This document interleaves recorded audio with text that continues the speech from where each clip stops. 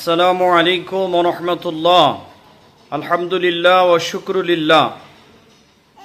আজ বাংলাদেশ আহলে সুন্নাত ওয়াল জামাত নবনির্বাচিত কমিটি ঘোষণা করা হয়েছে। বাংলাদেশ আহলে সুন্নাত ওয়াল জামাতের নবনির্বাচিত কমিটির সম্মানিত চেয়ারম্যান, সম্মানিত সহসভাপতি, সম্মানিত সেক্রেটারি ও সংগঠনের সম্মানিত নবনির্বাচিত সকল নেতৃবৃন্দের প্রতি আন্তরিক মোবারকবাদ।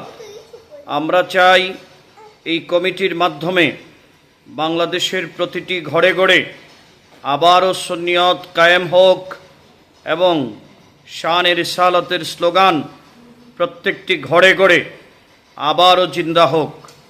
আপনাদের উদাত্ত সহযোগিতা ও আপনাদের পরিশ্রমেই সুন্নিয়তকে সামনের দিকে এগিয়ে নিয়ে যাবে। ধন্যবাদ।